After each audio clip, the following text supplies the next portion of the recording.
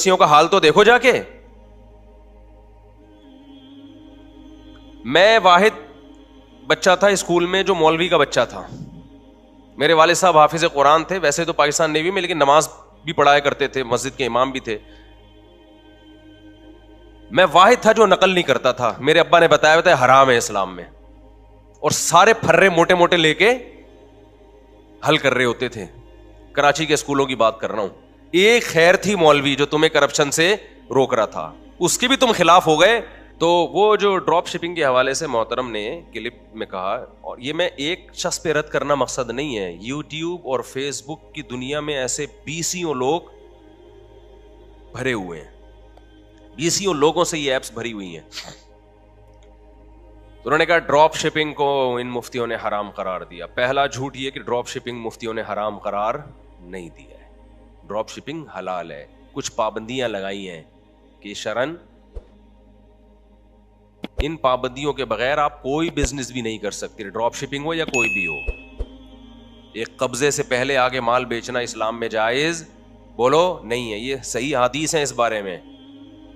لا تبع ما لیس عندک, رسول اللہ صلی اللہ علیہ وسلم نے فرمایا جو چیز ابھی تمہارے پاس ہے ہی نہیں, جس کے تم مالک ہی نہیں ہو, اس کو آگے نہیں بیچ سکتے. آپ لوگ چاہتے ہو جوئے سٹے لوگوں میں پروموٹ کر کے نوٹ چھاپو, جب مولوی اس میں رکاوٹ بنتا ہے, حالانکہ مولوی کو اس میں کوئی فائدہ نہیں ہے رکاوٹ بننے کا, وہ حق بیان کرتا ہے, تو بجائے اس کے کہ آپ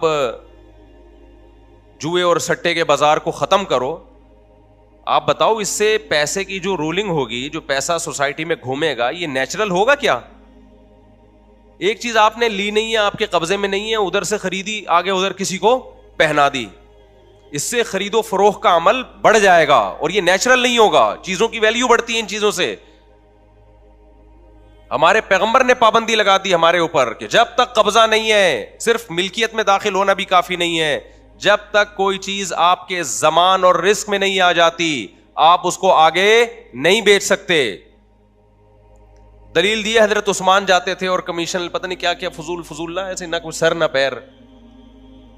کمیشن ایجنٹ بننا ایک الگ چیز ہے. کمیشن ایجنٹ ضامن نہیں ہوتا, لیکن وہ ایک کی چیز دوسرے کو بکوا رہا ہوتا ہے, اس میں ضامن پھر وہ ہوتا ہے جو مالک ہو.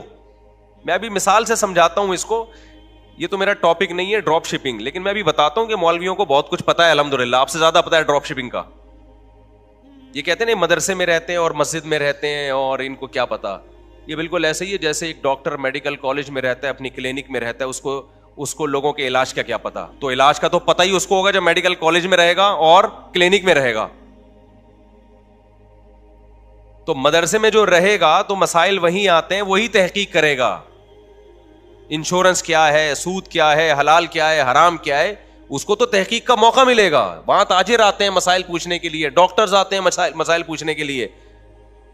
ہر مدرسے کی بات نہیں کر رہا, وہ مدارس جہاں دارالافتاء ہے, جہاں فتویٰ صادر کیا جاتا ہے, وہ ان کو تو تحقیق کا آپ سے کروڑا گنا زیادہ موقع ملتا ہے.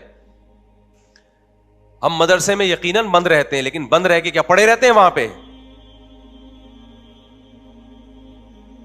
آپ دیکھو جتنے مفتیان کرام ہیں, کوئی 20 سال سے فتوے کا کام کر رہا ہے, کوئی 15 سال سے, تو فتوے کے کام میں ریسرچ ہی تو ہے. تو ریسرچ تو متعلقہ لوگوں سے ہوتی ہے. مجھ سے کسی نے بلاک چین کے بارے میں ایک سوال کیا اور مجھے بولا ان کو مولویوں کو کیا پتا بلاک چین کا.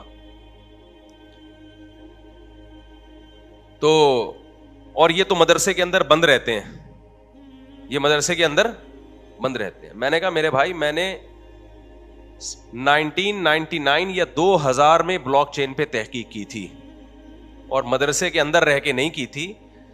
ان کا مرکز تھا حسن اسکوائر میں ان کا آفس تھا. وہاں گولڈن کی کے نام سے انہوں نے اس بزنس کو پروموٹ کرنا شروع کیا تھا. تو ہمارے ٹیچرز کی طرف سے ہماری تشکیل تھی کہ ان کے لیکچر اٹینڈ کرو اور سمجھو کہ یہ سسٹم ہے کیا. ان کے لیکچرز اٹینڈ کرنے کے بعد ہم نے فتویٰ دیا تھا کہ یہ ناجائز ہے. سمجھ میں نہیں آ رہی میرا خیال ہے بات. آج کل کے جو اسکالرز آ رہے ہیں نا, جو کہہ رہے ہیں مولویوں کو کیا پتا تجارتوں کا, ان کو واقعی کچھ نہیں پتا ہے, کیونکہ وہ کل آئے اور آج فتویٰ دینا انہوں نے شروع کر دیا. نہیں آ رہی میرا خیال ہے بات سمجھ میں. میں کوشش کرتا ہوں اپنی آواز سلو رکھوں, جیسے تمیز سے بیان چل رہا تھا نا, غصہ نہ آنے دو. تمیز سے جو بات ہوتی ہے وہ کیا ہوتی ہے؟ اچھی ہوتی ہے. تو پہلا الزام یہ لگا دیا ان مولویوں کو ڈراپ شپنگ کا. یہ ایسے ہی ہے جیسے بلاک چین کا نہیں پتا. ہمیں پتا ہے بھائی, ہم آپ کو آج پتا چلا ہے؟ ہم جب مدرسے سے فارغ ہوئے تھے تو انہی مسائل کی تحقیق میں لگ گئے تھے. ہمیں اس وقت سے پتا ہے. نام چینج ہوتے رہتے ہیں, اس لیے بعض دفعہ کنفیوژن ہوتی ہے. بعض دفعہ مسائل لوگ پوچھتے ہیں کہ جی یہ بزنس کیسا ہے, ان کو ہم کہتے ہیں بھائی ہم سرچ کریں گے یہ ہے کیا, تو پتا چلتا ہے کہ یہ وہی پرانا ہے, نام کیا ہو گیا اس کا, چینج ہو گیا. سمجھتے ہو گئے نہیں سمجھتے. اب یہ بلاک چین والے بھی بہت مولویوں کے خلاف ہو گئے ہیں.